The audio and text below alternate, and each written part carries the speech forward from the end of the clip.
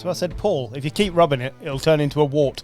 Anyway, welcome to week 2 of the Snap UK NFL podcast. We have a full house. Everyone's back from IR. Paul, Gary, Jim, John, say hello. Hello. Hello. Woo! The enthusiasm. So, without further ado, let's get our week 2 score roundup with James Alexander-Gordon, this week played by Paul. And now the results for week 2 of the National Football League. Buffalo Bills 31, Miami Dolphins 10. Minnesota Vikings 23, San Francisco 49ers 17. New York Jets 24, Tennessee Titans 17. Los Angeles Chargers 26, Carolina Panthers 3. New Orleans Saints 44, Dallas Cowboys 19. Tampa Bay Buccaneers 20, Detroit Lions 16. Green Bay Packers 16, Indianapolis Colts 10. Washington Commanders 21, New York Giants 18. Las Vegas Raiders 26, Baltimore Ravens 23. Cleveland Browns 18, Jacksonville Jaguars 13. Seattle Seahawks 23, New England Patriots 20. Arizona Cardinals 41, Los Angeles Rams 10. Pittsburgh Steelers 13, Denver Broncos 6. Kansas City Chiefs 26, Cincinnati Bengals 25. Houston Texans 19, Chicago Bears 13. Atlanta Falcons 22, Philadelphia Eagles 21. And those are the results for week 2 of the NFL. Thank you. Have you heard about how long it is before? Because that takes time. Right, gentlemen, we will go round the table, same as we did last week, and I will ask you to discuss whichever game it is that most catches your attention on this sheet. So I will start with you, Jim. Which game would you like to lead off with? Flipping it, give me some. No, I like to throw it on you. All right, let's go with the Saints absolutely demolishing the Cowboys. I was going to pick that game. Oh, well. I think we're all keen to talk about it. Is this the truth, or is this just one of those weeks? Because this was the strangest week of results. It really was. I think we're seeing Derek Carr enter as kind of his villain era, because there's just a different level of confidence coming out of Derek Carr that I didn't think he was capable of. He always balled out in the odd game at the Raiders as well, if we're honest. I think at one point we were probably talking about Derek Carr as being a top 10 quarterback at the Raiders. He has been. Yeah, that's what I'm saying. He balls out every now and again. He has one of these days. I think this is probably going to be a topic we keep coming back to over the next hour or so. He's just had bad coaching. Like, from John Gruden onwards, Josh McDaniel. John Gruden didn't want him. Well, exactly. Josh McDaniel has never done anything outside of New England with Tom Brady. He's gone to the Saints, and let's face it, Dennis Allen isn't brilliant, but now he's got a much better OC. He's starting to actually perform. And realistically, though, he didn't need to do that much in this game. No. And the Cowboys' defense was terrible. And they were so far ahead early in the game. And Alvin Kamara absolutely balled out. It's the second home game in a row that they've shipped 40 points. They did the same in the playoffs last year. But also, when you look at the amount of pieces they've lost, you would expect their defense to not necessarily get absolutely crippled in the run game like they did, but they're not going to be as strong as defensively. And this kind of is I don't know if this is a warning sign, but then again, it's only week 2. It is, but the Cowboys went to the red zone 3 times and didn't score a touchdown. There was problems on both sides of the ball. Well, yeah, going back to Zeke. Poor. Jake Ferguson's still injured. It's all CD Lamb, isn't it? Well, yeah, outside of CD Lamb, who is it? Like, Brandon Cooks is okay? No, he's not okay. He was good in week 1. He wasn't really there in week 2. He's just a flash in the pan player, isn't he? He gets some good long plays. I think he is now. And his numbers look good.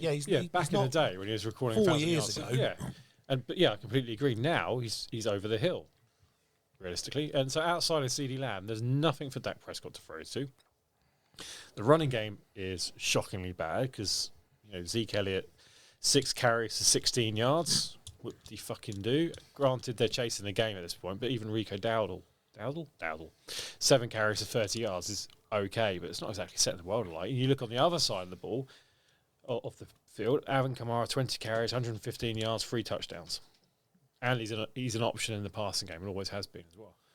Like the Cowboys, and we said this at the start of the season, they haven't got the players in depth that they had over the last couple of seasons. They've chosen to pay CeeDee Lamb. They've chosen now to pay Dak Prescott, and that's fair enough. But you look outside of those players on offense, and it's a big bunch of meh. Yeah. Yeah, or players who were good. Yeah. Who realistically on the offense side of it, what is an opposition defensive coordinator really going to be worried about outside of CD Lamb? You've even taken away the fear of the line as well. Yeah, it's not as good as it used to be. I agree. Re-signing Zeke was a poor choice. It really was. Well, not drafting a running back, Of course. or signing any of the other running backs that were on the market. Derrick Henry, Saquon, Joe Mixon, Austin Eckler, they were all available. Antonio Gibson. Yeah, they could all go there. Yeah. As we've seen, we'll get to, Gibson probably would be an upgrade right now on this version of Zeke. It's Singletree. there were a lot of people. The whole thing is very poor, but it's like you say, it's both sides. Mike Zimmer has basically said this was on me on the defense, but they scored on 15 consecutive drives to start their season. The Saints across the 2 games until What was against the Panthers? yeah, one of those games was, but that's what we thought. We just thought, it's just against the Panthers, and then you've turned up and put 3 fewer points on the Cowboys. Like they've that's impressive. But Zimmer's come out and said this was on me. We didn't coach it properly. But how many times in the season are you going to get away with that? Like they've gone 12-4, 12-4, 12-4, eliminated in the first round of the playoffs each time. You can't keep doing that. You're going to have to step aside. So you're paying Dak.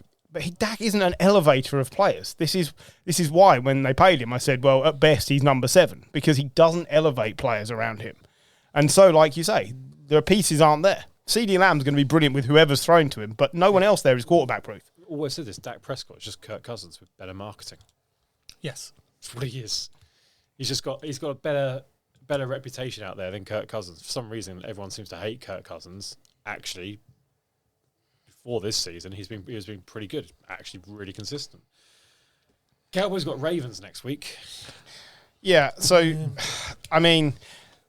Please be a tie. That'd be so good. That'd be so good. That is a Ravens team that we're going to get to that are fighting for their life. Your chance of making the playoffs at 0-2 are like 30%. Your chances of making it 0-3 are about 3%.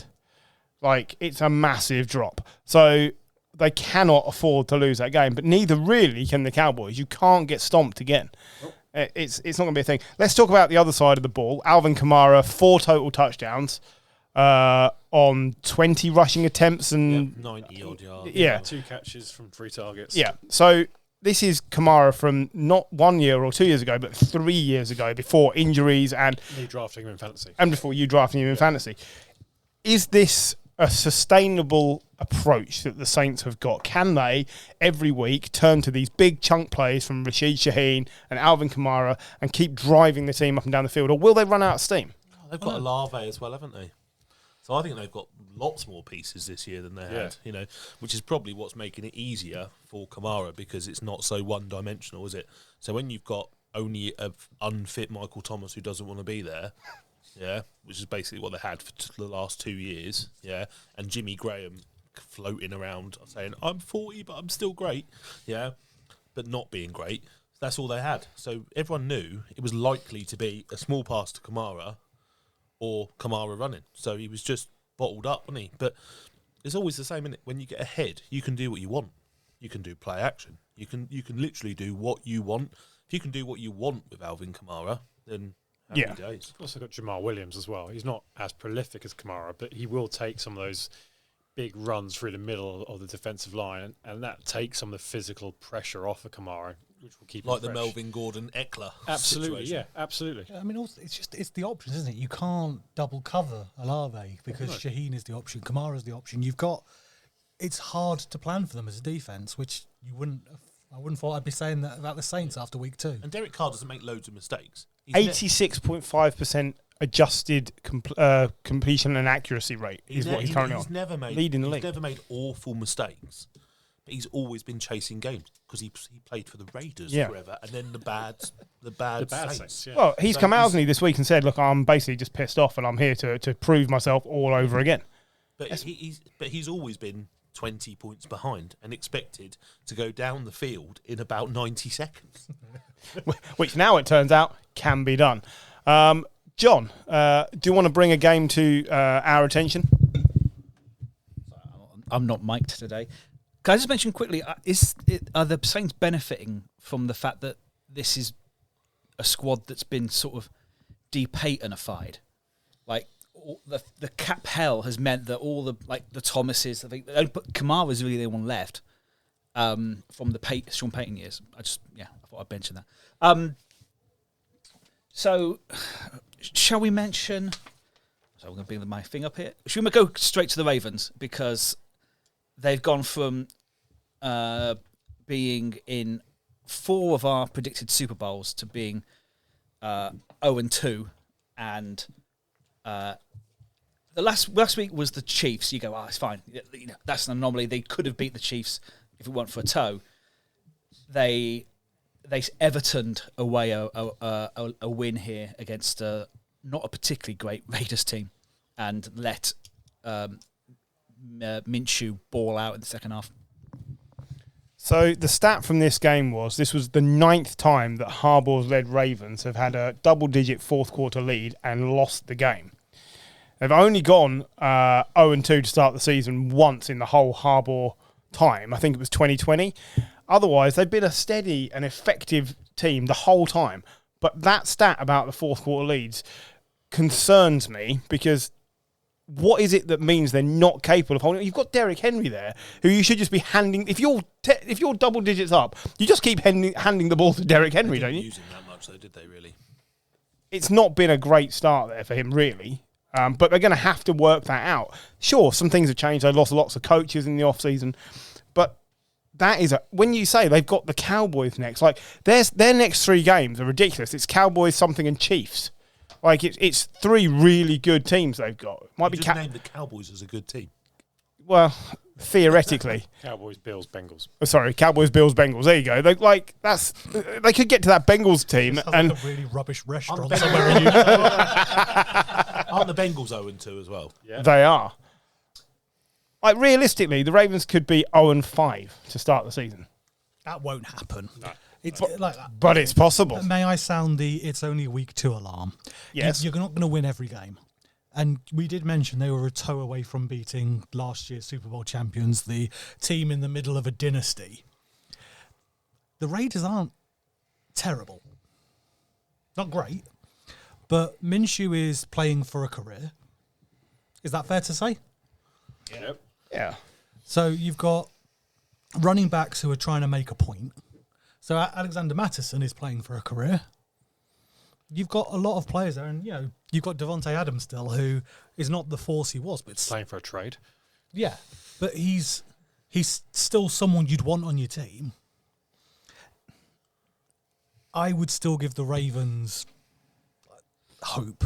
I think this is Of one course. of those games that if you played it 10 times over, I reckon the Ravens probably win the other 9. Yes.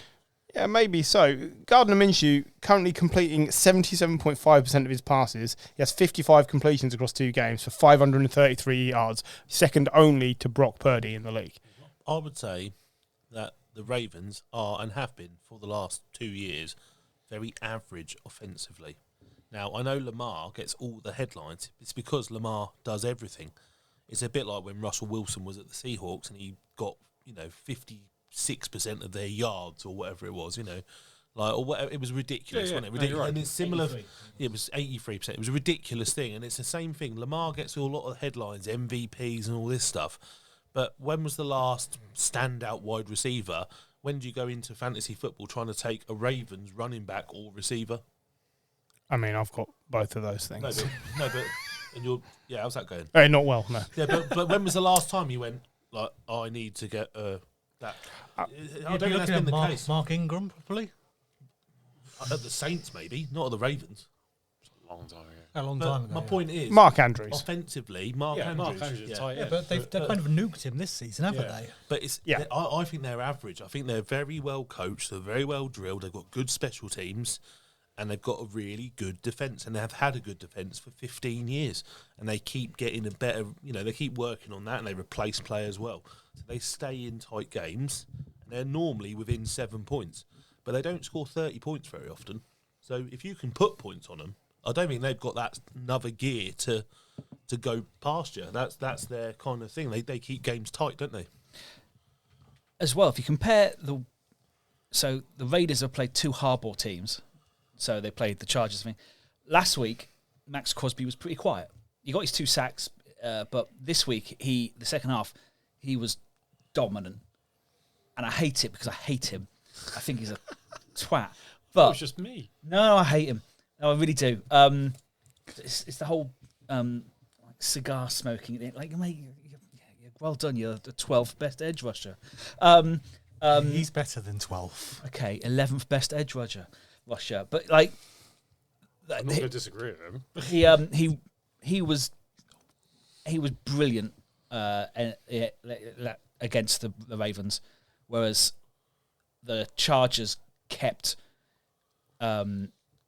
Herbert upright and Lamar isn't getting the same protection. He doesn't have the same weapons. I think it's the Ravens. They'll be fine because they're the Ravens and they're still well coached. They're well run, and So did we all just get Derrick Henry fever when we did our predictions? Yes. No. I didn't pick them. But I also picked an 0-2 team. I still think that they're one of the best coached teams Exactly, I do, yeah. in the league, and I think that, like I said, I think this is a freak result. There's been a few of them this week. I don't think this would happen again. I do agree with you. I don't think they've got as an explosive offense, probably as most people expect. I think the knock on Lamar Jackson's always been around his ability to pass from the pocket and the accuracy from the pocket. He doesn't spend a long time in the pocket. He just kind of like once he feels there's danger, that's when he goes on the run. And you need that time for a player to develop, especially for a player like Zay Flowers to get up the yard and actually make some yards, similar to how a Tyreek Hill would be. Yeah. He is a second-rate Tyreek Hill. Fans are calling for Harbaugh to go, and that's just bullshit. which is insane. They've come out. Insane. One of them had said basically, look, John Harbaugh's had this amazing team, and we're not doing enough with it. And when we won our Super Bowl, Tom Brady. Gareth Southgate. Is Well, that what you're saying? but John Harbaugh is Gareth Southgate. I'm not saying that, but Is it an amazing team, or is it just? they've had parts of an amazing team. Because you could end up with Lee saying. Carsley. You could Hey, end up with Lee don't Carsley. let's not shoot the messenger. won't even I don't say believe that. this. I But won't what they're saying is we've had this quote amazing team, but when we won our Super Bowl under John Harbaugh, Tom Brady only had 3 rings, and we've done nothing since. That's a long time. Yeah, but Joe Flacco was your quarterback back then. But also, You had one good season. You don't know what you've got till it's gone. Yeah. You see Absolutely. so many teams Absolutely. getting rid of these long tenured coaches, and Sure. it bites them on the arse. You'd like Coughlin back, would you? Compared to what we've had the last 2 weeks, yes. So he has lost a lot of the defensive coordinators as Yeah, well. yeah. Like he's lost his defensive coordinator from last year, and he lost 2 of the defensive assistants who have gone on to have coordinator jobs elsewhere. So that, we saw it in Philadelphia last year. Losing that type of talent, and especially that, that's 3 key personnel on the defensive side of things gone, and that's not going to be. It's not like you can just replace 3 people like that, just like that. I think there's going to be some time taken for that to happen. But John Harbaugh's just a fucking brilliant coach. He's up there with Mike Tomlin. It'll be a close division. Of course it will. Absolutely will. And I think that's one of the things that could be a risk for the Ravens not getting into the playoffs. Is that It's just going to be they're all really going to tight. take games off each other. Yeah. Not the Bengals, but we'll come to that. So Paul, you have the next pick. Which game do you want to discuss?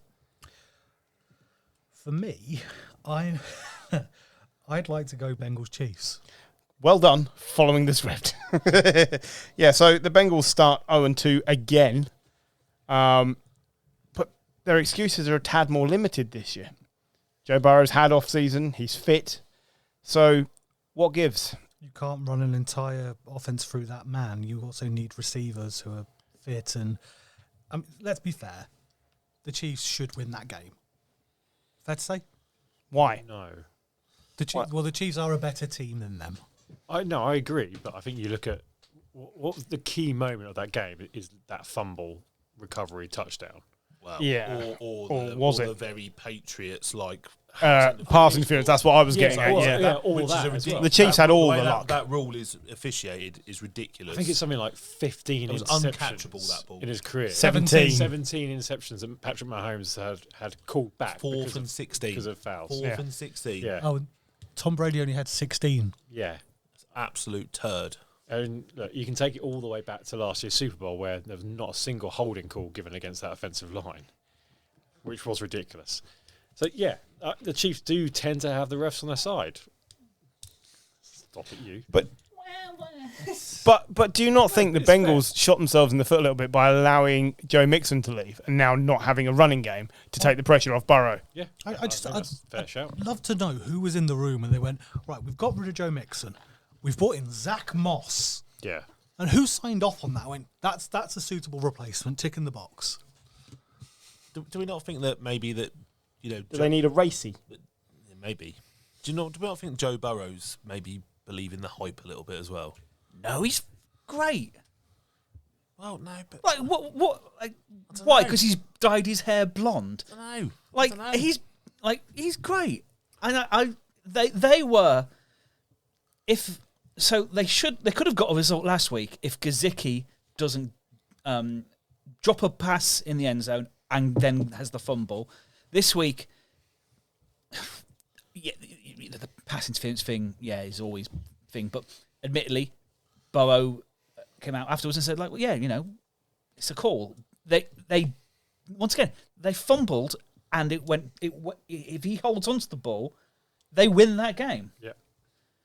They are 0-2, but they are a different 0-2 than a lot of the other teams. I think they're the best 0-2 team at the moment, and they're only going to get better when T. Higgins is back. They still need a running game. That is a huge loss, and they've been trying to get rid of Mixon for a couple of years now. They should have had a plan, and they don't.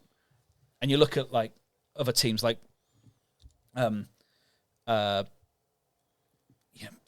McCaffrey's injured. Jordan Mason turns up and balls out. Oh, but the 49ers are an anomaly when it comes to running. I know, backs. but It's true.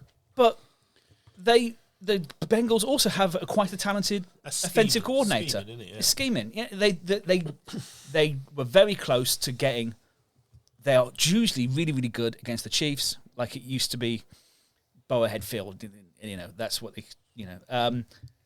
They were fine.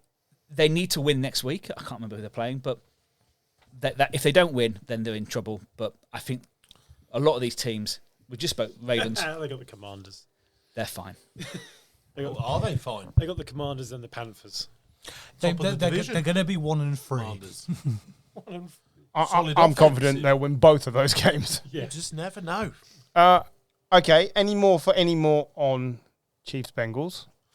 If not, Can I just... I know we may possibly be veering into another game, which we won't cover, but the Steelers are winning that division currently, which is insanity. you can tick that off our list. The Steelers are top of their division. Have they scored a touchdown yet this season? Yeah. One. They got one touchdown, didn't they, to start this game? Failing upward. Failing upward. Steelers. But I'll tell you this, Russell Wilson not getting this job back I anytime think soon. Justin Fields actually balling out. I think he's doing Justin fine. Fields isn't losing. Yeah, he's not throwing interceptions. He's doing not fine. Making mistakes. Some of the throws he's making are actually. He had one absolutely brilliant pass on Sunday, which was called back for offensive holding, which absolutely landed it right in the bucket. He's running when he's meant to run, and he's not trying to. Excuse the pun. Trying to force it. He had good games for Chicago, and then 2 games later, he's running when he shouldn't be running, and he's throwing it to the guys in the opposition shirt. At the moment, he's not losing. I think it's going to be very similar to how it's been. Fields will have some bad games. Wilson will come in, Shock and horror. then they'll spin and Shock horror. Talented quarterback plays well with talented coach. This is the thing, right? Justin Fields is continuing to grow now out of the shadow of playing at the Bears.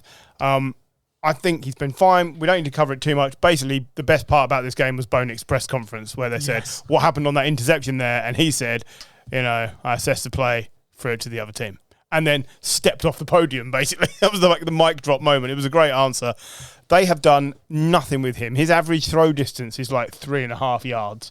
They do not look ready to use him in any capacity down the field. It is quite worrying. I was listening to somebody commentating, basically saying you could put up a deck chair 15 yards into the defense of whichever team the Broncos are playing and know that ball isn't coming to you because he is not going to be throwing it that far.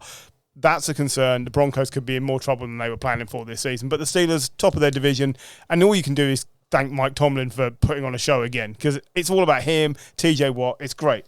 Now, talking about quarterbacks that maybe will thrive in different areas other than the team that, maybe drafted them, we got to talk about the Panthers. and the decimation of Bryce Young. Because as talented a quarterback as he was, he has put up statistically just about the worst run of, I think it's 18 games. He is worse than Jamarcus Russell. He is worse than Jamarcus Russell, statistically a man speaking. who didn't watch film. Yeah. Now, it's not his fault that he was taken number 1 overall in the draft, when clearly CJ Stroud, we now know, was the better quarterback. But no, I mean it's CJ Stroud won games. That's the difference. You can't, and also Young won games in college. and CJ Stroud is in a much better position. He wasn't though last year. CJ Stroud has elevated his team. Bryce Young has sunk his no team. one thought Tank Dell was going to be a superstar, and he turned him into Nico Collins. So Tank Dell was not. Look, the Texans were turd at the start of last year, and he made them into something. And I would definitely say that, they weren't as bad as the Panthers, but there's no way the Texans were like, oh man, I've signed for the Texans. This is going to be great. Oh, but I mean, if you look at it the other way in terms of the worst thing for Bryce Young is the success of CJ Stroud, because that's always going to be compared. It's always the way, isn't it, with 2 quarterbacks that are taking 1 and 2. You start your career 2-16 as a number 1 pick. You are in trouble, regardless of all the pieces around you. The Panthers are terrible. The coaching is terrible. Dave Canales hasn't had time to turn it around, but losing Frank Reich halfway through his debut season hasn't helped. Doesn't matter what you think about that. Frank Reich's system is what he was brought in to do, and it hasn't worked. David Tepper is a terrible owner, and he's clearly interfering with everything and making really poor choices. I was thinking about this argument on the way here today. There is no quarterback taken in the first round, probably the second round, that isn't talented. No. You've got to be talented to compete at a relatively high level in the college game at this sport. There has to be a level of talent. You have to have shown that level of talent, with the exception maybe of Trey Lance and Anthony Richardson to an extent, because they didn't play that many games. Well, what is the percentage you need to be out of the amount of people that play American football in America? Yeah, to get into that position. You're going to be, like you're talking, there is 32 positions out of millions of people. Absolutely. So yes, of course, they're all very, very good, aren't they? Yeah, they're all talented. In college, on the whole, at the college games, they all win games. Like the season before they come into in the NFL, most of them are winning most of their matches and playing well with a statistic line that if you transfer that directly to the NFL, you'd be like, all right, that's pretty cool. My gut feel on this is it massively depends more on where they land than who the actual quarterback is. If you were to put Bryce Young into the Texans, he's not elevating that team like CJ Stroud has. You don't know but they're that. better. You absolutely can't say that. He'd at least have Laramie Tunsil protecting. He's got nothing at Carolina. That first year in Carolina, Bryce Young had fuck all to throw to other than Adam Agreed. Thielen. No running back, no offensive line, and the defense is pretty shocking. I think some of it's where they land and whether they assess them properly and let them sit when they need to. Yeah. Because Trey Lance went to the Niners, and yes, he got injured, but he was also turd. Yeah. It's both. This is the thing. It's not one or the other. Yeah. It's both. Look, on tape, he looks skittish and devoid of confidence. And we can see why. The team is terrible. No one's debating absolutely. that. But both things can be true. A change is as good as a rest. Sam Darnold, drafted by the Jets, looked terrible. And now everyone's surprised that he's great with the Vikings so far. But actually, if you look, he's progressed on each team he's gone to. Baker Mayfield, up and down for the Browns. And everywhere he's gone, he's got better and better. And now he's one of the top 10 quarterbacks in the league. Geno Smith, he was a second-round pick for the Jets back in, 2013? He was terrible. He was a laughingstock. His own teammate punched him in the face, right? And now, 10 years, 11 years on, he's one of the starting 32. You might not pick him for your team. Ben McAdoo did. Well, so my point is, someone like Bryce Young should be sitting for 2 or 3 years. Tom Brady's done this interview saying, I played a college system for 5 years, and then I spent a year sitting behind Bledsoe before I was able to understand enough to be a winner in this league. I think that spending 5 years in college and spending X amount of years as a starter, I think for me, and I've said it before, that's the key. Agreed. And they're talking about players coming out quicker. Which is nuts. We're going to talk about that, but they're going to have to do something. Unless they're like an Anthony Richardson unicorn, which just turns up once in a blue moon. But he's played 4 games. He's hasn't played what? Yeah, 4 or 5 games in the NFL. And really, is he okay? He's got some great running ability, and 1 out of every 5 throws is fucking amazing. He can throw 70 yards on the back foot, falling over. Before we cover anything that Richardson's done, let's finish off the Panthers. The Panthers have now conceded 70 points, I think, in 2 games. 70 points, I'm fairly sure, in 2 games. Bryce Young has done nothing. Andy Dalton will now be the starter going forward. And it has not at any point been mentioned that this is a temporary benching or a respite benching. This is Andy Dalton's team going forward, because this coaching staff under David Tepper is playing for another year as a coaching staff in the NFL. Yeah. So Dave Canales is basically saving everyone else's jobs and keeping the team together. Do we think it was Dave Canales that made this decision? No. I don't think so. But I don't think Dave Canales is necessarily annoyed at what's been forced upon him, because I don't think you can win with Bryce Young right now in this league. But I do think this team will win 4 or 5 games with Andy Dalton. But I feel Bryce Young could have a Baker Mayfield-esque resurrection. Yeah, absolutely. 2 of the guys you mentioned, so Gino and Baker, their resurrections were with working with Dave Canales. Yeah.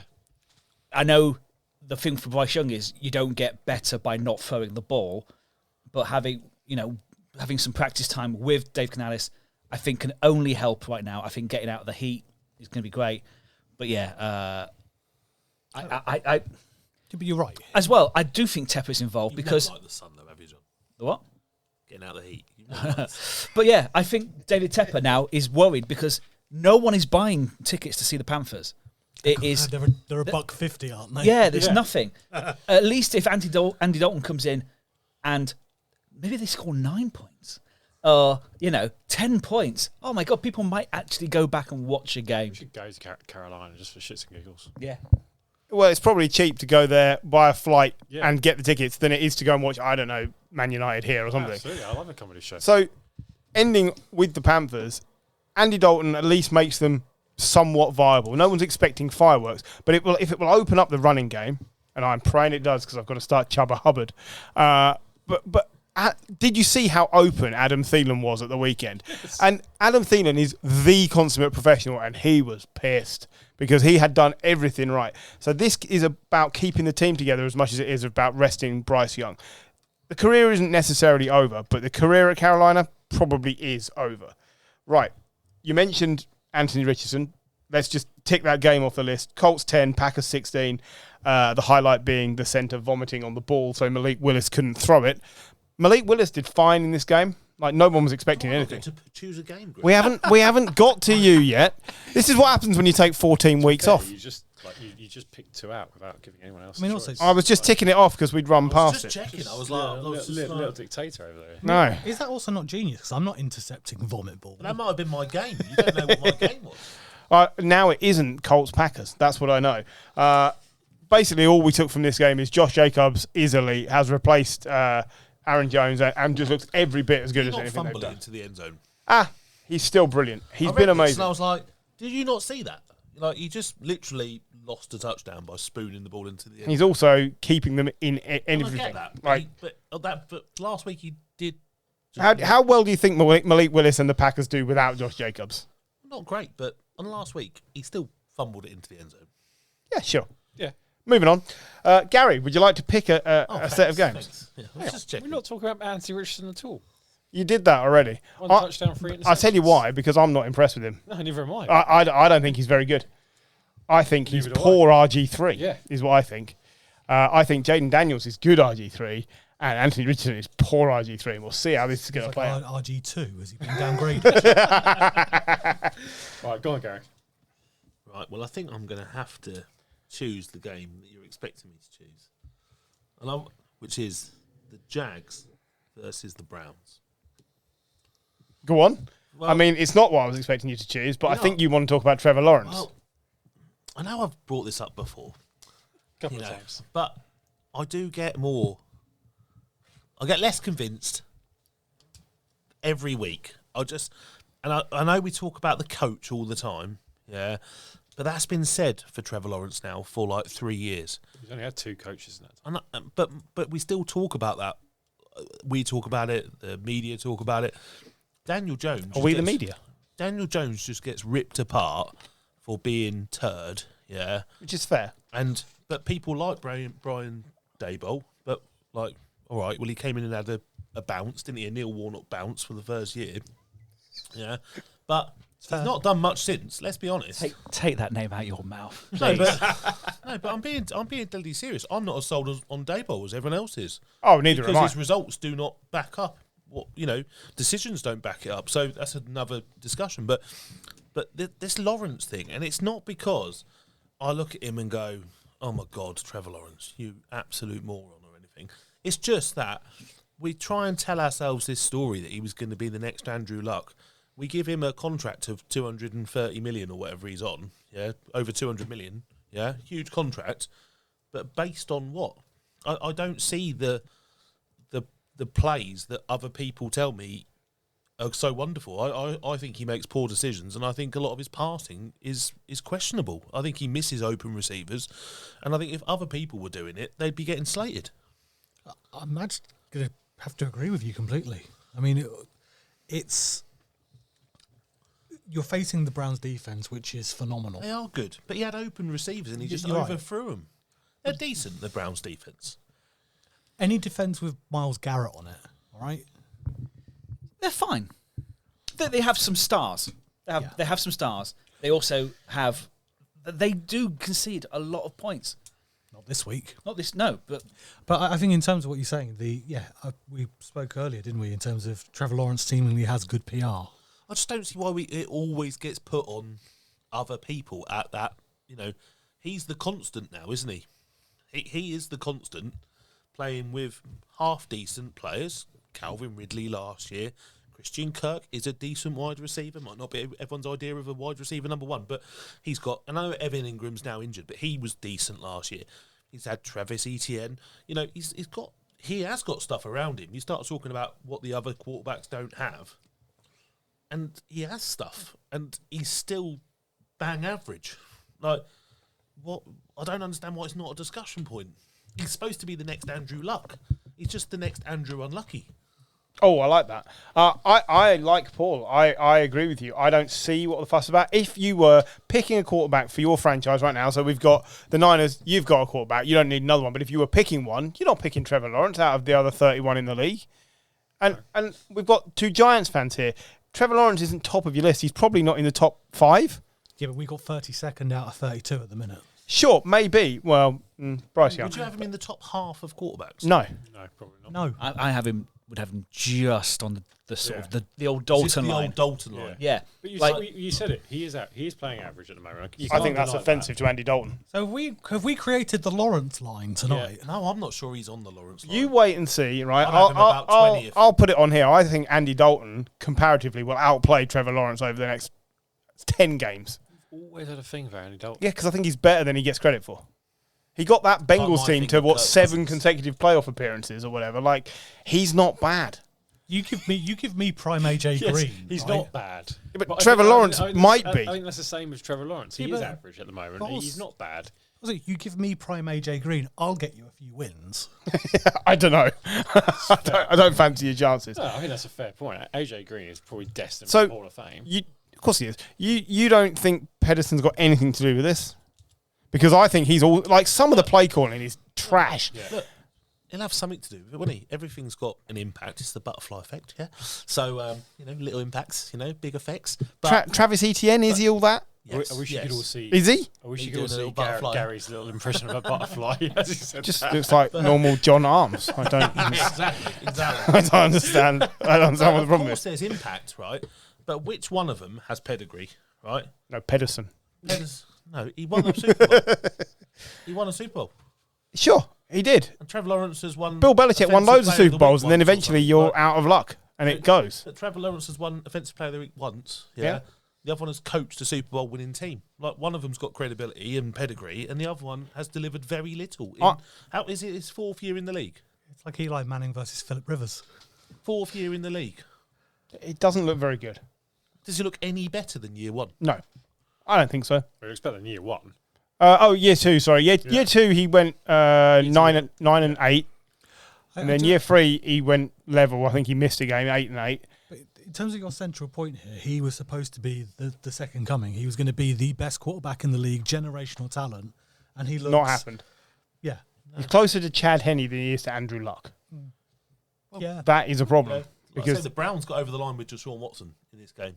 Yeah, and he looks poor Nick Chubb, too. and they look poor, and so that has got to be, and I do think ETN is good. I think, I wouldn't say he's a top 5 running back, but he's definitely a top 10. Sure, but is he enough to carry an average quarterback? No, I don't think so either. But he's an option, and there's some teams that don't have an option. I'm more impressed with Brian Thomas, the rookie wide Yep. receiver. He's had a really great We start. will get on to the rookies. I will pick a game because we need You to. already picked 2. I'm just covering the ones in between. This is the one. You need to take control. Bills 31, Dolphins 10, Tua and the concussion concern.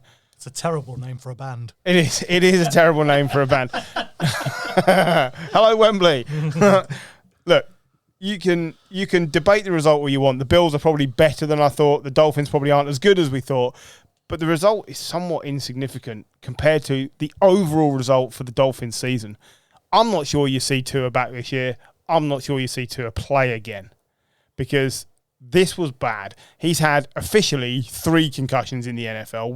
We know it's 4 because they had the one that they didn't diagnose where they said it was a bad back and he crumpled off the field and looked like he was about to die. He had 1 in college. That's 5 concussions, diagnosed or otherwise, that we've seen on tape.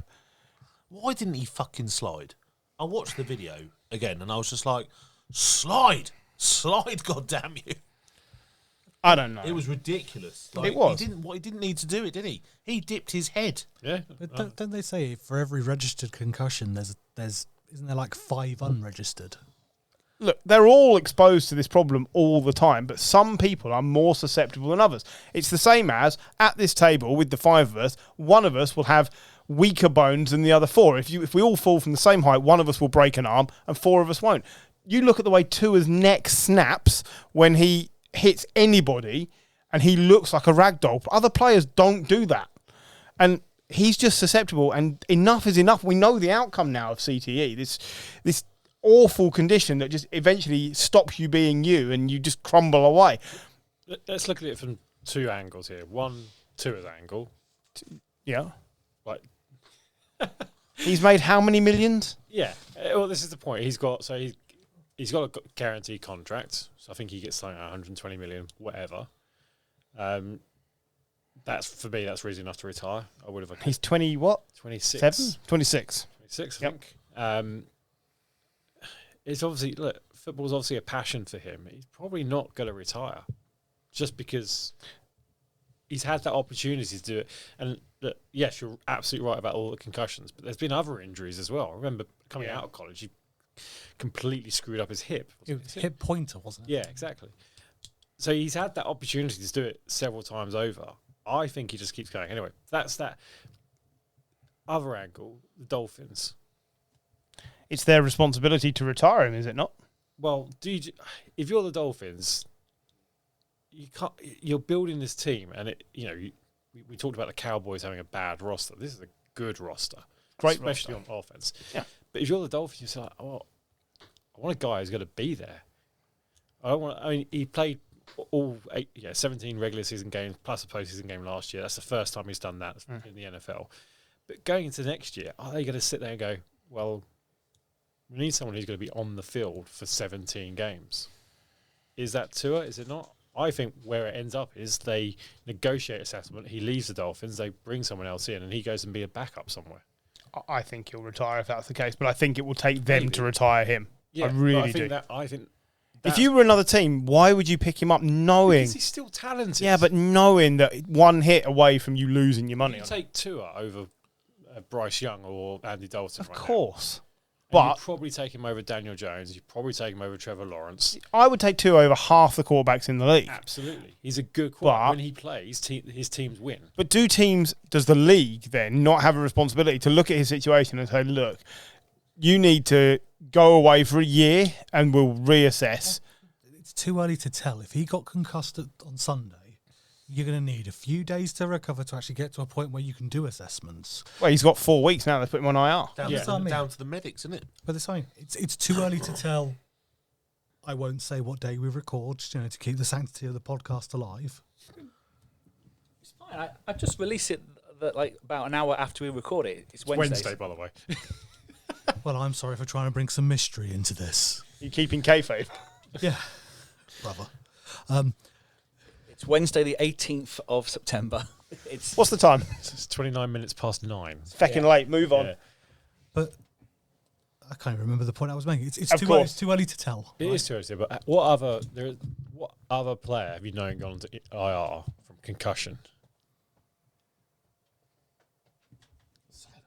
Literally. No one? I don't think there is anyone. Genuine question. I couldn't. There'll think of be anyone. some, but no one who's been repetitively pummeled like I this. think all. I Go on, sorry, go on. I think if you're relying on the Dolphins to retire him, that ain't going to happen because last year. We do remember they say they didn't even diagnose him because they said it was a bad back a year ago. It isn't going to. They aren't going to retire him because there's too much money in it, and they're in a win now. And also, they had the bloke out in a flak jacket before. Exactly, So. yeah. Like it's not going to come.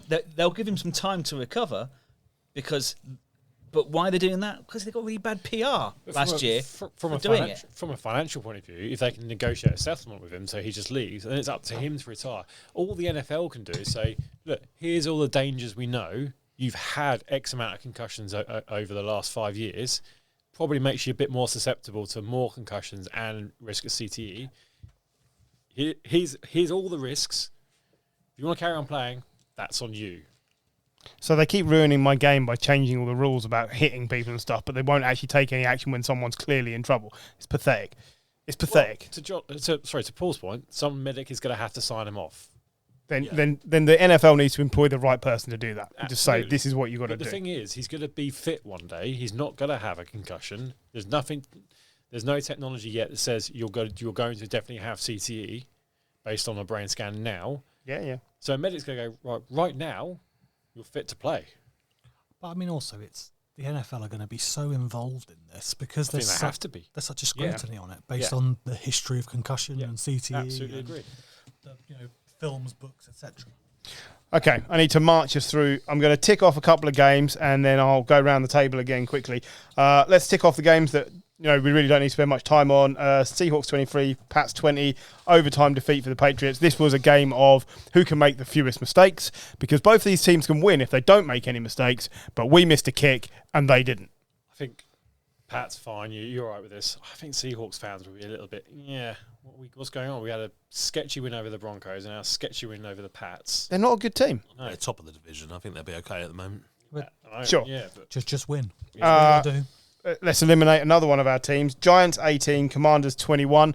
Imagine if you knew your kicker was injured, you didn't carry a spare kicker, and he aggravated the injury on the kickoff, so you had to go for touchdowns and 2-point conversions on everything, and you became the only team ever to score 3 touchdowns and not win the game when the opposition didn't score a touchdown. The only team ever in NFL history. Also, surely on a team of athletic people, there's one bloke who could try and do an Well, the extra punter point. tried, and he was rubbish. So, no. That's what I mean, athletic people. Very briefly, wait. Jaden Daniels, he looks good. He looks comfortable. He can run. Until he gets to the red zone, then it all goes to pot. Can anyone tell me how many targets Malik Neighbours had? 18. 18. Oh, 18. I know, but why not? Because that's what the Giants have got. One more I'll knock off the list. Bears 13, Texans 19. Basically, this was all about defense. The Texans just absolutely pummeled Williams. I think it was 7 sacks, 11 other quarterback hits. They just knocked him off his stride. If they'd have been a bit more clinical on offense, this would have been an absolute wipeout. They threw away some points there. But There's a lot of people expecting a lot more out of the Bears. I don't know why. There's how many number 1 picks in the last few years haven't been absolutely pummeled in a few of their games? Also, he's had great PR. He really has had Lawrence great level PR. of PR. Anybody want to pick on any of the remaining games that they really want to spotlight? Really no. The Lions, they did whatever they could to lose that game. They had all the possession, all the yards. I think Goff threw it 55 times. I think 19 times to Amon-Ra St. Brown. Laporta is absent this season. Well, it's because Jameson Williams is getting all his... Jameson Williams is there. All his targets. He looks decent. He does look look decent. decent. Jameer Gibbs was on 6.5 yards an attempt, and they just stopped going to him. I love Daniel Campbell. That's what his mum calls him. Dan Campbell, but I think he got that game completely wrong, and they messed it up just before the half as well, didn't they? Yeah, that was total coaching error. There's a couple of defences I don't want to go against at the moment, and it's the Bucks and it's the Vikings. I mean, he was almost looking like Douglas Pedersen out there, wasn't he? Douglas Pedersen. Credit to Baker, though. He is now in the top 10 of quarterbacks at the moment. Whether he stays there or not, different conversation, but he looks really good. Right, let's talk about your Niners. No, well, we'll do it very quickly then. No, I've got to talk all the time about how shit my team is. When you guys lose one fucking game, we can mention it. In all fairness, we did just gloss over how shit your team was. Yeah, we did. But I had to talk about it last week. And rightly so. So, the Niners 17, Vikes 23. This was basically, I thought, Darnold's going back there. He was great week 1. They know everything about Darnold because he's been the backup there. They'll just have his number. And really not. Like just some busted secondary coverage, which we have been known for in the past.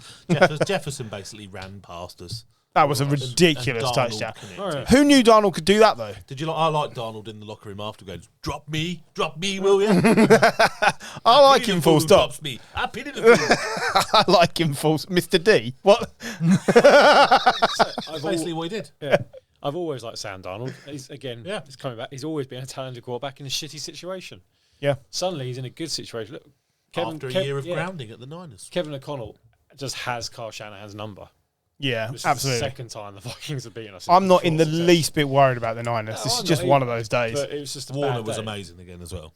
Sorry? Fred Warner was amazing Yeah. again. Absolutely crushing people. Absolutely ridiculous. crushing He is people. making a case for Defensive Player of the Year. He is indeed. A case. I'm not saying he will. I'm saying He's got to be in up the in conversation right now. conversation.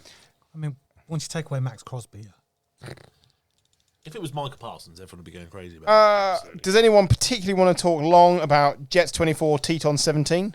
can I just say for one of the other games, turns out Marvin Harrison Jr. is very good. Oh, we're getting to that. I'm leaving that one till last. But Aaron Rodgers gets a win for the first time in over a year, so fair play to him. He But was injured for a year. yeah, I know. but that was the headline I read. Rodgers' first win in a year, and I was like, well, yeah, like great. If I won one, it'd be my first in 40 years. Will Levis, I put very stupidly, admittedly, in the group at the weekend. Will Levis is trending towards being a bust, and everyone went, yeah, duh. but it's true, right? Like he looks. Now you've taken Bryce Young out. Will Levis might be the worst starting quarterback in the league right now. He's making absolutely stupid mistakes. Like The coach effing and jeffing on the sideline was amazing. did you hear what he said in the press conference? The coach. He said he's a man and he needs to know. No. He said, I think someone asked him, what did he say to, Oh, yeah. to Will Levis when he came off? And Brian Callahan said, I think it's pretty obvious what I said. The cameras caught it. Quote, what the fuck are you doing? Is what he said to him. But I think that's literally what every fan of every team who saw that said. It's like, what the fuck? It was poor. And I mean, that's scary. I mean, Because that's Mason decision- Rudolph- That's not even talent. That's decision making. Mason Rudolph is the backup. And I think they would be better off with Mason Rudolph. Now, that's not the long-term I plan. agree with. But give it till week 6, week 7. If he's still playing like this, Mason Rudolph will be starting for the Tetons. I agree. Okay. There's only 2 games left. Let's give Kirk Cousins some... Primetime Kirk. primetime Kirk. Well, now he's won 5 out of his last 7 Monday night games, or primetime games, sorry. Like, he's 11-5 now. But isn't he just doing what we always wanted a quarterback in Atlanta to do? Throw the ball to Drake London and Cole Pitts, and suddenly Absolutely. he might He's win doing a games. lot of what He looked- Matt Ryan used to do, and that is Yeah. not moving very much. But that's fine because that worked for him. He looked terrible last week on his first game back. This week, he looked like a rejuvenated quarterback who knew how to play the game sensibly from the pocket, and that is what the Falcons need. But also, you forget the Eagles did play internationally, Yeah, sure. so they would have been knackered, wouldn't they? So did the Packers. Packers won.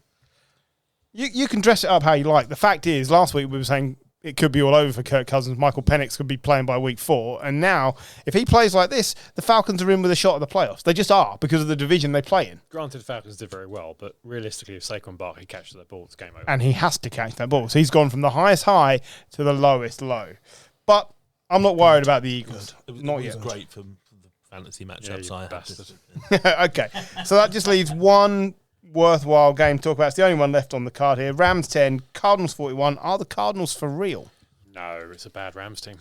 That's a freak game, and also Marvin Harrison Jr. is really good. I think Cardinals probably better than we expected. I think the Rams have got more injuries than we exactly. expected. That's what I said. It's a bad so Rams team. Marvin Harrison Sr. only scored 2 touchdowns in any one quarter once in his career. Yeah. His son's just done it in his second game. But also, I mean, the Cardinals have. Trey McBride doesn't get enough credit. I think he's a very decent tight end, Absolutely. and he takes focus away. And I think the whole team might be better than I thought, but whether they're good enough. Basically, I've written here, Kyler Murray could have been playing on the O-line for the Rams. That's how bad the O-line is. Like, the 5 of us would be as an effective unit as Matt Stafford's getting absolutely hammered. He's getting no time to throw, and now he's got no one to throw to. Cooper Kupp's out. And now he's Puka got Nakua's out. Bosa come out at him this week. Yeah. They've got three of their starting offensive line are out. Yeah. Three of the probably the best of the offensive line are out as well. Stafford, he's never been the one to move around the pocket, ever. He's still got a great arm, but he's got no weapons either. I think if you remember when Kyler Murray was before he got injured, the season before that, they did okay.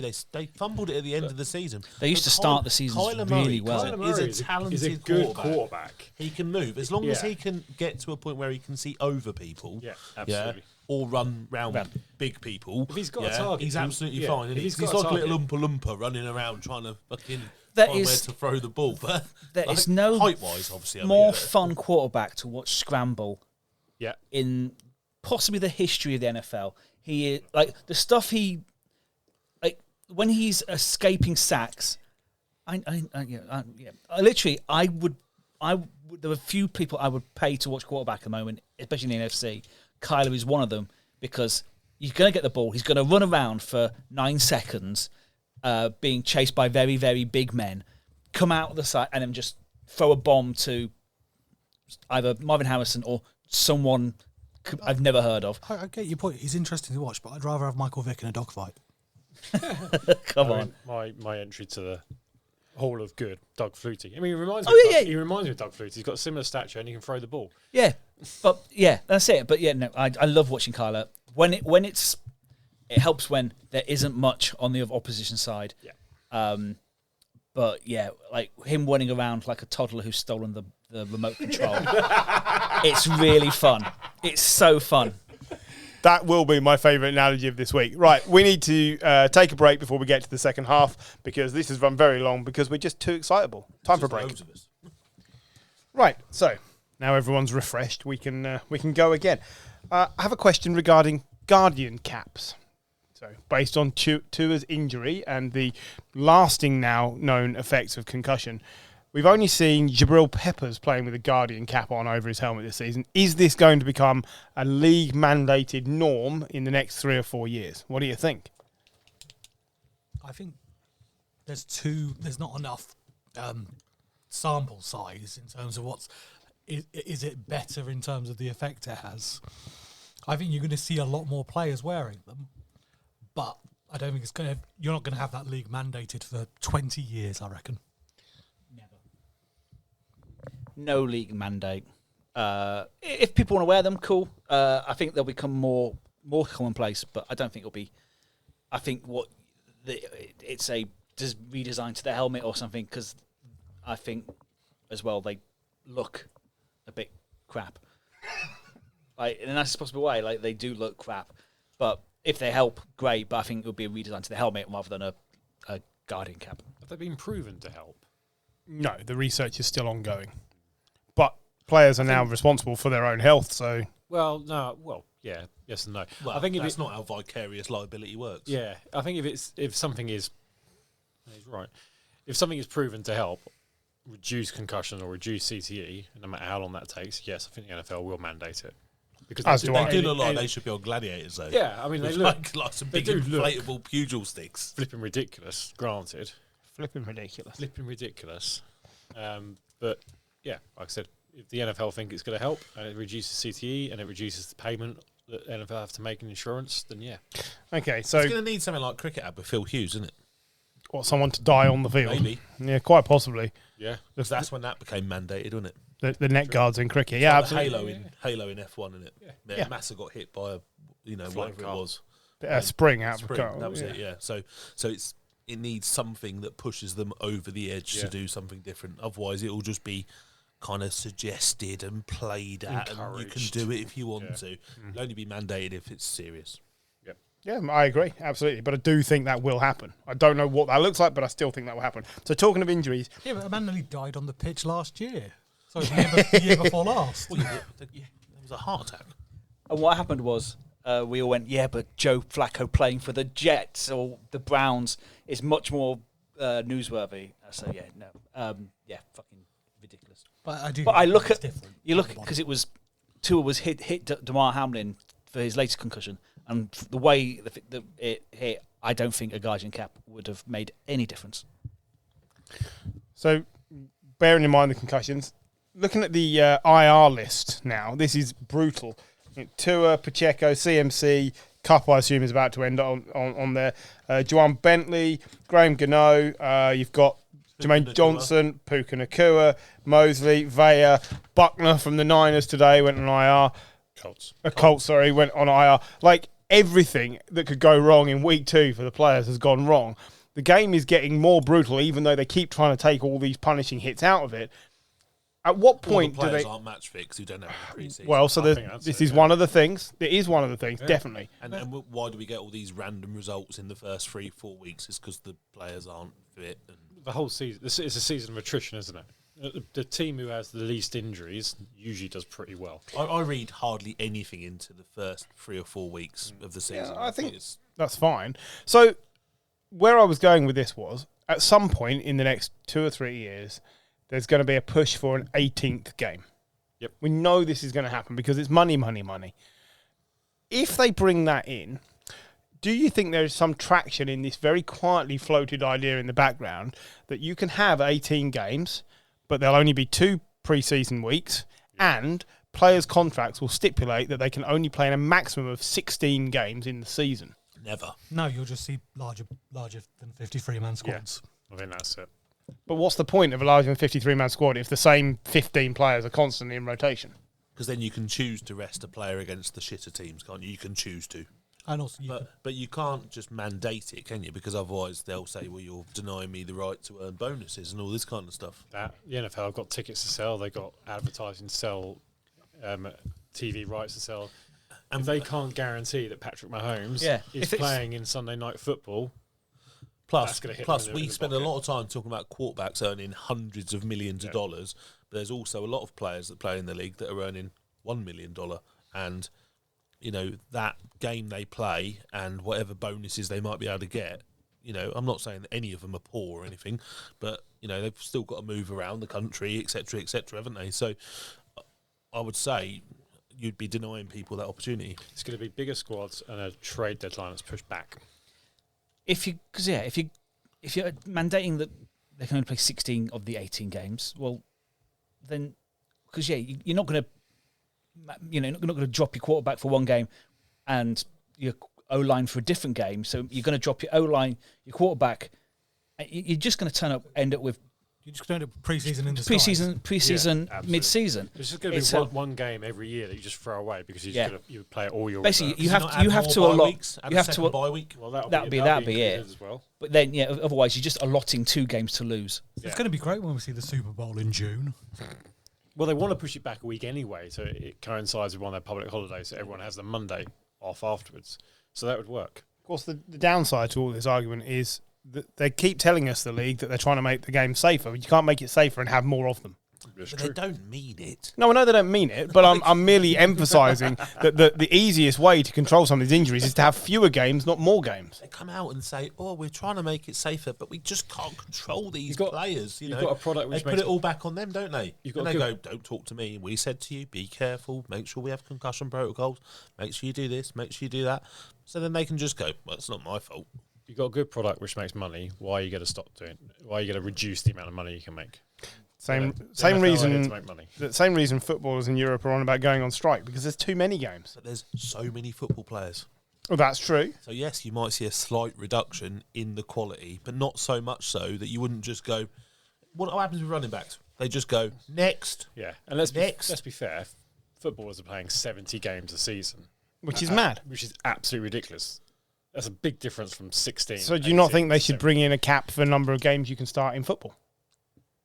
I think Because get- World get Cups rid are of- shit well, because- get rid of some of the competitions. Yeah, Yeah. The League But then Cup, for example. That's No still one likes that. mandating a number of fixtures. You're still then for diminishing what people How can is earn. Ange Postecoglou going to win in his second season without that? They've just managed to beat Coventry tonight, just by the skin of their teeth. Coventry, a big test for anyone. Okay, so we're 2 weeks in. Who's pulling the wool over our eyes at 2-0, and who can easily come back from 0-2? This is what I want to know. The Steelers don't even have wool. The Steelers Last week, I heard people giving out 0 chances of people making the playoffs. Yeah. After Yeah. 1 week. Yeah. Statistically, that is not possible. We can nail it. I mean, have you looked at the I'm Giants? confident. Yeah, Have you watched the Giants? It was the Giants and the Panthers we ruled out for the NFC, right? Yeah. We Zero. Zero. Zero Yeah. chance. Come The, on. the Pretty Steelers and the confident. Seahawks are the two teams I noted down. They're 2-0. Yeah. Right? How much of that is reality, and how much of that is a lucky start to the season? The Seahawks are a good team. They They are are a not good a good team. team. I'm with Paul. I think they're all right. I think they'll be playoff contending. When you look at the amount of injuries on the Rams, and the Rams getting crushed this week, I realise it's an anomaly with the potential result against the Cardinals, but you lose your O-line. Matt Stafford keeps getting crushed. He'll do his back in again. You could quite happily see them make the playoffs. Gina's playing well. Playoff contending. I've got no Playoff problem contending. with. But yeah, they're not going to win this. I'm not making saying this- getting into the playoff They're a contender competitive argument team. again. They're a good team. They're competitive. And the Steelers, they are Well coached. they're 2-0, but they have a great defense. They're well coached. They have one great defender. No, more Okay, than that. they've got some great defensive players, more than the Browns, who have a brilliant defense. Yeah. So yeah, I think One great defender. the Steelers a little bit over wool over our eyes, but all we're seeing is that they've got a great defense and they've not played anyone really very, very good yet. That's fair. Yeah, I think that's fair. But I will not meet you on the Steelers are a good team. They are what Gary said. They are competitive, but they are not a good team. They're just competitive. No. It's good to be competitive. No. I don't think so. Because the Luton Patriots have looked competitive, but they're not a good team. Luton last season in the Premier League were competitive, but they weren't good. They weren't good. Thank you. Okay, let's have a look at the 0-2 teams then. So you've got the Bengals, the Ravens, the Rams, the Jags, the Tetons, the Colts, the Giants, and the Broncos. I am going to write off every one of those teams for the Super Bowl this year. Well, that is just silly. That is just silly. Ravens and Bengals as well. Ravens and Bengals are good teams. Yeah. I haven't made a silly bet yet this season. Fair. Yeah. That is fair. Okay, so from You haven't paid up for your silly bets last season. That is a lie. Bengals and Ravens aside, because they are still in with the shout till they go to 0-3, pick me another team from that list, Rams, Jags, Tetons, Colts, Giants, Broncos, that might be able to push. Because there aren't many. I genuinely think they are some of the worst teams. Yeah, I agree. I can't make an argument. for Colts, any of those. maybe. The Jags division might give them a chance. But Potentially. you can say the same about the Colts then. Texans are too good in that division. But nobody else is. The Tetons are in there as well. That's why the Oh, that's Colts. back to being a terrible division. Here. Last time a team was 2-0 at the top of their division after 2 weeks and everybody else was 0-2 in the same division, it's only happened once. 2007 Patriots. Yeah, that makes sense. Right. That's only ever happened once before. The Texans can walk this, but one of the other teams will get in. So you're saying the At Giants least- are going to beat them in the Super Bowl? I don't know. Out of all of those teams, I think the Colts have the best chance of turning it around. Yeah, fine. But everyone I'm not- else, I think, genuinely might be crap. Yeah, out of those teams, the Colts had the best chance. That I agree with, but I still don't think they've got a chance. Maybe not. But it may well be that 2 weeks in does give us a good snapshot because these are the teams I expected to be crap. But I will also give you the counter argument that 2 weeks in doesn't give you an accurate snapshot. Shit. You reckon? Yeah. Then tell me who's not shit on that list. No, I just mean in general. when you look at the Bengals aren't shit. That's what we said. We took them. We took the Bengals and the Ravens out. But the rest of that list, who's not shit? Rams aren't shit. They've just got into a shit situation. The Jaguars are very average. They're not shit. I don't agree. I think this is I'm not expecting. I think that's fair, but I don't think they'll compete in that division. No. I don't think they. And that division is poor. It's just interesting because we don't give a lot. 10 or something like that. You reckon? Jags win 7 games? I don't think that's out of the question. It's not out of the question, but I'm not sure it's likely. They're not as good as they were last year. There's only 9 teams. You'd probably that are 0-2. 4 of them are probably okay and have had either bad matchups or bad situations, and 5 of them are probably the shit teams. Sure. So it's probably 50-50. Where do the Broncos sit out of that? Like, it's a bit Lamar. Oh, they're a shit team. That Greg Dulwich that they've got at tight end, he dropped like 2 or 3 absolute sitters at the weekend. He had a disaster. I think they just have to write off this season as a learning experience. And then if Bo Nix is good next season, great. If he's not, then start again because that's what they do. Speaking of Bo Nix, then let's talk about the rookies. We'll start with the quarterbacks and then go on to the other skill positions. 2 weeks in, you can't make huge assessments, but we have already spoken about Bo Nix not throwing the ball down the field. Very difficult to assess beyond that because they had not opened the playbook for him at all. Talk about Caleb Williams, Jalen Daniels. What do you think? Jalen Daniels was the best. But limited by the fact he's not throwing the ball that much. Yeah, and this is always my worry with that type of player. And I put Lamar Jackson, Jalen Hurts into that camp, in that their pocket presence and their pocket passing isn't good enough. And I think eventually that catches up with all quarterbacks. Yes, Jackson and Jalen Hurts have had pockets of success. You mentioned it earlier. Jackson, realistically, he's won MVPs because he's done everything for the Ravens. Yeah. But he's also had a lot of injuries. That's going to be the undoing of Jalen Daniels because the guy can't slide. He tumbles. Yeah. And he just runs. I think if he can learn to sit in the pocket and pass the ball, he'll be successful.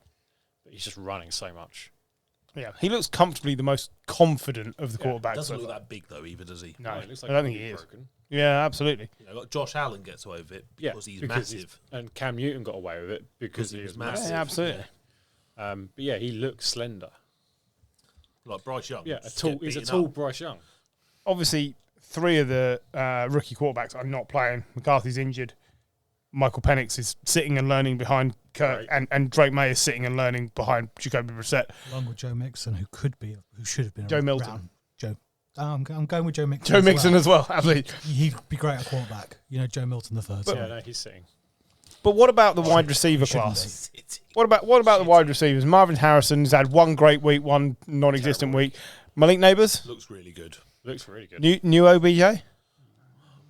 Who wants to be that? Malik Neighbours, probably. Yeah, probably. Make bare money.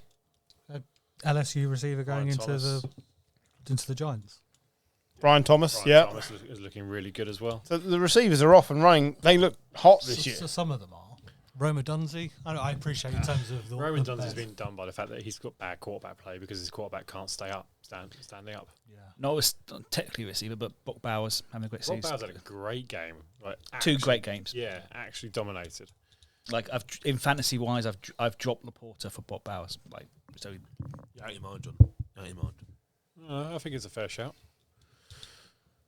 Who else is on your list there? He was another level. Are we talking receivers or just overall? You can keep going. Running backs, Joe like what have you got? Joe Alt has been brilliant through 2 weeks. Absolutely brilliant.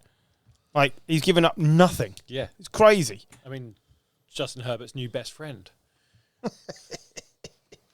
On the defensive side of the ball, No one's really stood out, have they? not that I've seen No. through 2 weeks, but they do say, especially with the corners, it's so hard. I think it does take a little bit. You'd expect one of the edge rushers to stand out, but no one.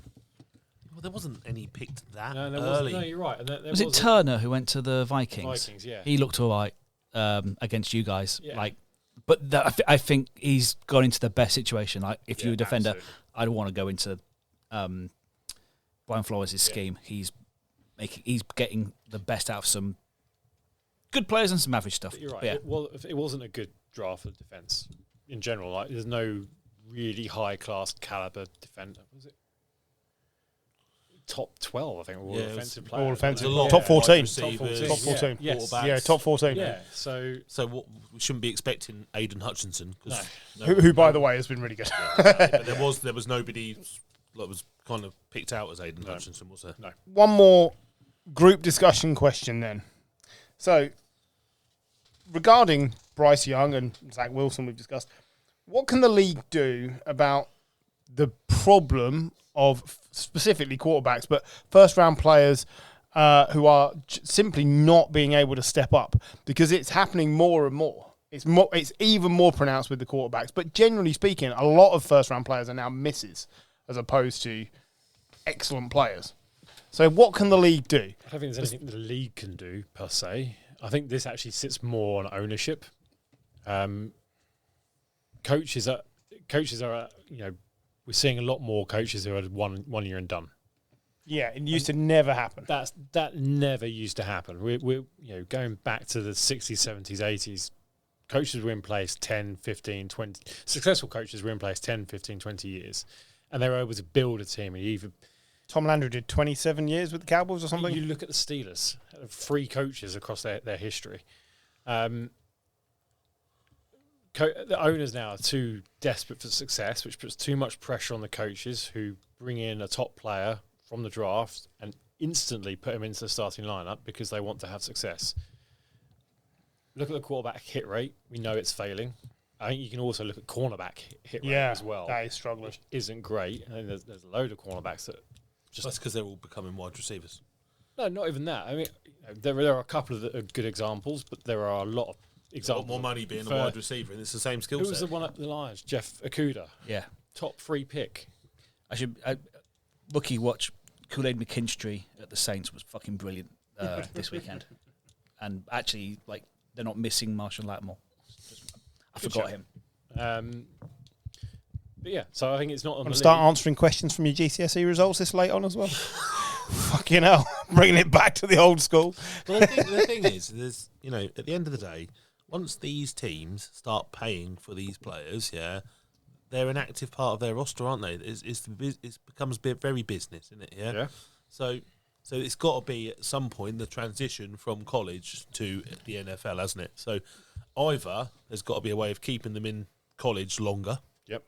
Where they can now earn money. Yeah. Yep. So through sponsorship, So and image rights and all that. But so either you've got to keep them in college longer, or it is what it is. Because if I'm a coach and it's a cutthroat industry and I've got a resource, I'm going to use that resource to get me my results. So you can spin it whichever way you like. And that's the point. You can't put any rules into it because otherwise the draft system doesn't work. But does the draft system work? That's the point. It works to a level, doesn't it?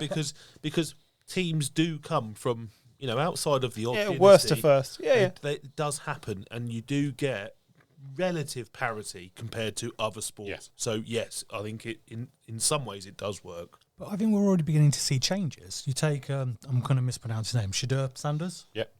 Stayed in college for another year. 5 years ago, he would have declared for the draft this year. Absolutely. I agree. And I don't think that's a bad thing. What I would at least discuss is, should there be a minimum number of college starts before you are eligible to be drafted? No. You really don't think so? You really want to watch these crap players come out? That's down to The NFL, scouts, they isn't can just say, you've got to have started 20 games or you can't be drafted. There is already that. It's the number of years removed, it's isn't the it? number of years removed from high school. There's a minimum of 3. But what does that tell you? Yeah, realistically, most college players don't play in their first year unless they're absolutely incredible. Arch Manning. Could you give teams... He only came in because Quinn Hughes was injured. Yeah, Could you give teams cap breaks if they redshirted players in their first year to teach them? Yeah, potentially. Because that feels like a way that the league Or could you have just- some control. Or you just say rookie salaries don't contribute to your cap. Yeah, that sort of thing. I'm just looking at ways you could make this easier. You've still got owners paying for people that can't do anything then. But And I know you're saying you're building them for the future. Yeah. But But if then you're still going to have a hit and miss Yeah, rate, no, aren't you? but if you're- So then you've got people you're paying and they've never done nothing But for you. if you're combining that with an extended season, like we were discussing earlier, and saying the roster size increases So you have. I know I don't live in the past, but I don't live that far in the future. I don't think it's that far away. I think it's 3-4 years. I away, agree. Tops. I think we're going to have. I think there'll be increase in the number of teams, which will lead to an increase in the number of games naturally. The problem is you've got 2 or 3 power struggles in this, haven't you? You've got the college side, then you've got the NFL side, and then you've got the player association as well. Yeah. So all of them are going to have something to say about this, aren't they? It'll all come down to money as well. The NCAA are going to want to keep their best players in college. So if there's a way to do that without paying them directly, i.e. more comes through NIL, then great. That improves the college game, which improves the TV revenue that they get. If it means that those players then spending longer, getting more experience, then coming to the NFL and being better, that improves the NFL product. And it actually makes the draft a bit more exciting. I think that's the short-term solution, though. That's why you're going to see I appreciate I'm going back to something I've already raised, but that example of Shedeur Sanders, you're going to see the very cream of the crop college players stay in longer because they're making money they'd be making in the NFL in college. Yeah, absolutely. If you had the cap relief thing, it just diminishes the draft as a product, which is what it is. I know it's it's an exciting thing, for team building. It's I think for the NFL, it's what 60 hours of TV. But how does it diminish the draft? Because the whole point of it is you see the draft and it's exciting then to think, well, that's going to be the future of our franchise. Yeah. That doesn't change. In September. It goes back a year, doesn't it? But if you have a player that you go, we've drafted this guy, we'll see you in 2 years. You're not saying but in 2 years, I do not give a shit about I'm him. not saying you have to sit him for 2 years. It's just that you got that option there. I don't. I think like on a rookie contract, what it is, unless they're a first-round pick, do you think teams are going to just sit them in a red bib to save themselves a few $100,000 on the cap? Yeah, it's just not going to happen. Well, I might be wrong. Fans' expectations as well. Literally, if you do think we'll redshirt this guy. Week 3, the team sucks. Fans' expectation is, we want to see the shiny new thing. Thank you. Fans are stupid. They are. But they're the ones were the ones paying for all this. When does that shiny new thing ever really work out long time? I think of Tim Tebow. But also, This isn't a CJ Stroud. This isn't a new thing. You take Josh Rosen, one of the magnificent 6 that came in that draft. NFL ready quarterback. Yeah. In that draft, I was saying he's the most NFL ready quarterback. So, what is the only thing that's positive about the Giants so far this season? That they haven't played Josh Rosen? Neighbours. It's the only positive thing. Yeah. Again, I'm not The saying rest of it. No, we do have another thing. Drew Phillips also came from the draft. That everything else is shit. Yeah. And again, I'm not saying you have to sit them if they're ready. If the team thinks they're ready to play and they're good to go, They must think they're ready when they draft them. Most of them. I don't think they do. The NFL side of it isn't ready to do this because the NFL side are constantly scrambling for either entertainment product or how can we make our team viable. It needs to come from the players' side and the college side, and the only way that is going to be is because they've got enough financial stability to stay in college. Plus, outside of maybe 4 positions, it is just conveyor belt. Yeah. Isn't it? It sounds horrible, but it's because it's such a small percentage of the population who play the game. So if you go, like kickers, like who's going to pay $200,000 to have a kicker in a red bib just kicking forever? Should you ever be drafting a kicker? Does that ever work? No, but you see what I mean? It's just like how does this? I don't quite get that. I think, But if we don't start to think differently, nothing will change. I think it's got to be about trying to get people to need to and want to stay in college for Agreed. an extra year. Yeah, agreed. Could you also look at potentially like a loan system? So rather than I have a quarterback who goes down injured, I'm screwed. I've got somebody sitting. I could give them the practice without having to give up the rights to them. They're getting games. The team are getting something. The player's getting something. I'm getting a more finished product coming back. Works until someone gets injured, and then people go, I don't want to do that anymore because I've just paid. I'm paying this guy to be injured for the Vikings or something. It's not working. I don't think it's an idea, but there isn't enough teams in the league to, I think, do it. And the injury rate of them is so high, I just don't see it happening. I'm glad I asked the question. That's been interesting. But we have to move on because this is running bare long. Biggest balls of the week. Anyone want to give me Sam Darnold's massive long touchdown? Dan Campbell fake punt. No, that was decent as well. I'd say On their own 10-yard line. Yeah. the referee in that Jefferson touchdown who managed to keep up the play and outrun Jefferson. That's just most athletic. Yeah, I mean, just great. Any more nominations? Or otherwise, I'm accepting the Sam Darnold to Justin Jefferson decision from his own end zone. Just the best play of the week, that one. No, I've got a better one for that. Best play of the week. Well, for me, it was Devontae Adams' toe tap catch on the sideline. There's a better one. Cameron Britt. Yeah. Biggest balls. How is that biggest balls? He just threw the ball, didn't he? I know it's a big ball in the air. You've got to have balls to throw the ball from your own end zone like that against that defense. This is a fake punt on for your own 10-yard line. Yes. Motion carried. Why do I turn up? The Why do I Levis turn throw up? to Ridley, throwing. I mean, admittedly, it's the dumbest play of the week because he threw it into double coverage. It just managed to slip through Sauce Gardner's hands into the body of Calvin Ridley for a touchdown, and it just. So yeah, the balls to do that. Admittedly, I don't know how intentional it was because it's Will Levis, but that could be a. That's the thing. It's Will Levis. He didn't mean that. Also, just sorry to come back slightly with Will Levis. Will Levis, who has DeAndre Hopkins and Calvin Ridley, and still sucks. fails, Yeah, I mean, that sums up the Will Levis experience, does it not? Best player of the week is Cam Taylor, Britt's interception. Oh, that was good with the one hand. It was beautiful. Yeah, I'll take that. I think that was very good. Okay, last week we had Don and Jim nominate quarterbacks for the Hall of Good. Those who will never be in the Hall of Fame, but entertained us anyway. I threw my hat in the ring because we didn't have that many of us here, but I'm discounting Jay Cutler because it couldn't be held up to what the two of you brought to the table, the beauty. But that felt more like a love note to Jay Cutler then. Now, it was because I'm picking based on players that entertained me. And everyone was very surprised that I didn't nominate Fitzmagic, but Jay Cutler entertained me. But John and Jim did their homework and actually presented really credible players.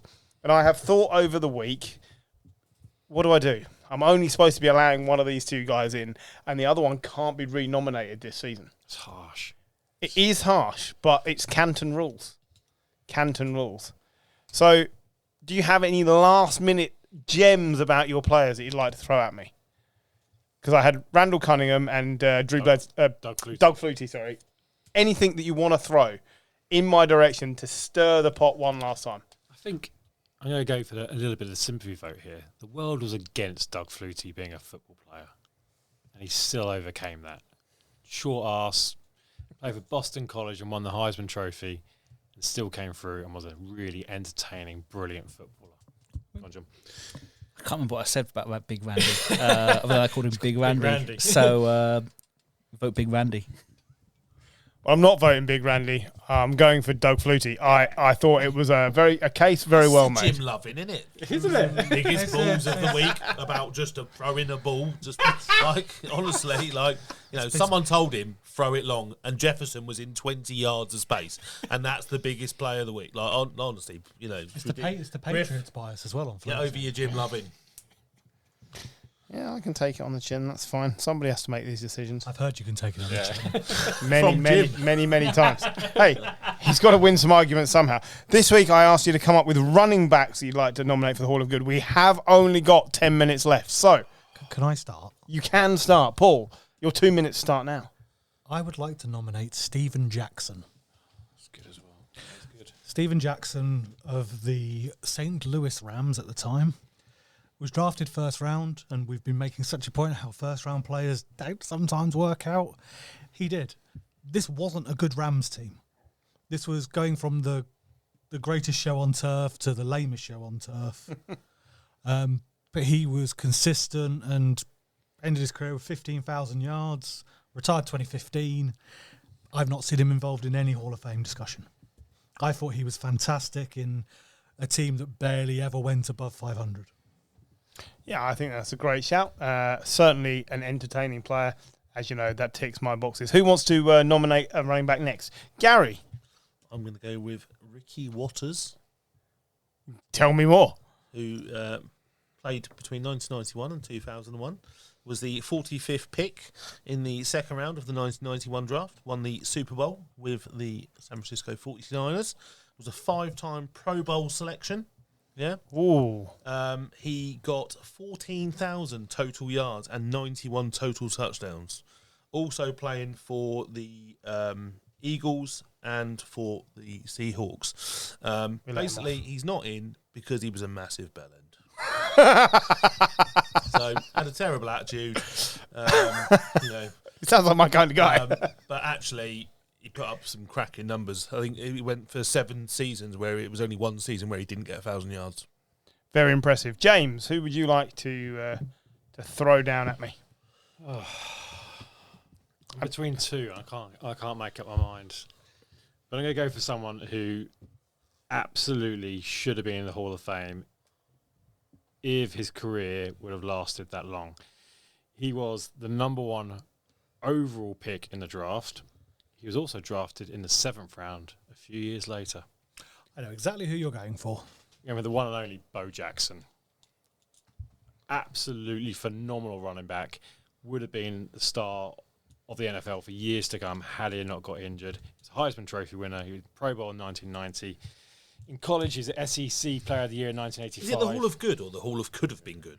Well, it's still the Hall of Good, and he was Hall of entertaining to watch. Although I don't want to call it the Assembly of Entertaining, but There we go. And had it, like I said, he also played for the Kansas City Royals in baseball.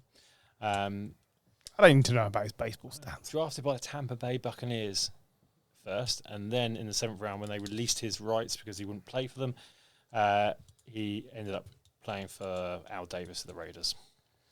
A most Al Davis pick, if there ever was one. Do you want to hear my backup? Yeah, go on. I mean, unless you're going to nominate them another time. It might be John's That's true. nomination. All right, fine. God, honestly, it gets all these different rules. What the fuck has gone on whilst I've been off? The Kansas City Chiefs of our panel. I'll take that. No. Pass interference.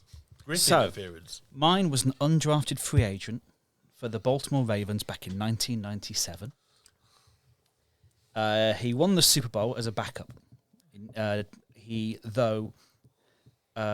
2002, 21 rushing touchdowns he got for the Kansas City Chiefs. In 2003, he then held the record for most rushing touchdowns in a season with 27. Only LaDainian Tomlinson has done better than that. He did, though, struggle with injury throughout career, but constantly, like when he was fit, it's always 1,500 yards, 1,600 yards, but the seasons when he wasn't injured outnumber the seasons when he was fit. So it's Priest Holmes, who was I think he has been in the Hall of Fame conversation. He's never made it to a semi-final in the 13 years that he's been nominated. He is, if he had the career length of a Derrick Henry, If I had the career length of Derrick Henry, I would be happy with then I'd like the length of Derrick Henry too. yeah, exactly. But yeah, he'd be certain, but he sort of didn't last long enough for it to be first ballot, like Hall of Famer. But yeah, when he was good, he was very, very good. Everyone else has nominated people that could have been good. Bo Jackson. How dare you? I nominated Jackson someone was with fucking 15,000 good. yards. He was the Kansas City Chiefs' leading rusher until Jamal Charles, and Jamal Charles. he was good. He got 27 touchdowns in a fucking season. Cheers, John. Only LaDainian Tomlinson beat him. You have to wonder sometimes why I have to take charge, don't you? Yeah. Some people diving in after they take weeks off, turning up, having spent all that time laying down on their £22,000 mattress. Fucking unbelievable. Right. None of your nominations hit 141 home runs, though, did they? Just saying. All right, some people take it too far. Right, boys, we have to round out, having a quick look at next week's schedule. Any games in particular that you think I should be drawing my attention to now that I won't have Decker Box on red zone to keep me occupied? Because that was fucking hard work, if I'm honest. Yeah, it was. It was nice and calm afterwards, wasn't it? Absolutely. So what should we be looking out for in week 3? Patriots, Jets. Ooh, that's Thursday night Thursday football. night game. Yep. That's load of shit on not Thursday going to night go again. well at all. Eagles Saints. I was just about to say that one. If the Saints win that, what volume will there be about the discussion of them going for they're a legit, championship? Mate. They'll be legit. I think if they win that, I think they could be legit. Do you? Genuinely? Genuine contenders. And the likelihood of them winning that game? Good. Yeah, 50-50. Mate, the whole thing is about if this carries on, Dennis Allen's going to find himself out of a job because Clint Kubiak is going to take him. And that's sort of what the Saint fans want. But yeah, my pick is Cardinals-Lions. Let's see if the Cardinals are legit. Oh, that could be a tear-up. Yeah, That could be. Surely A lot the of Lions points need in a that comeback. game. Do not have either of those defences in your fantasy team. That could be 37-34 or something, that game. Paul? I'm going to go for Monday Night Kirk. Monday night Kirk, yeah? Who are they playing? Chiefs. It's Sunday night. But he's referring to him as Monday night Kirk. In Britain, it's Monday night. Very nice. Oh, the late game. The game I never see. It's Monday and it's night. Gary, anything for you that leaps out? Texans, Vikings. Oh, I like Texans Vikings. I think that's the Sam Darnold come back down to earth game. Well, it could be again, or Sam Darnold's legit game. In Minnesota. That's a tasty little number. That That is Texans both defense is 2-0 good. teams. 2-0 Yeah. teams. Won't be many of those matchups this week. The Vikings have had quarterbacks go there for a career resurgence, like Randall Cunningham. Absolutely true. Well done. Thank you for bringing it back around to something previously relevant. Okay, with that in mind, I'm bringing this week's podcast to a close. Thank you all for attending. What's Hall of Good next week? Hall of Good next week will be nominate your tight ends. Got it. Oh, brilliant. John's off and running. That was quick. That's what she said. Thank you and good night.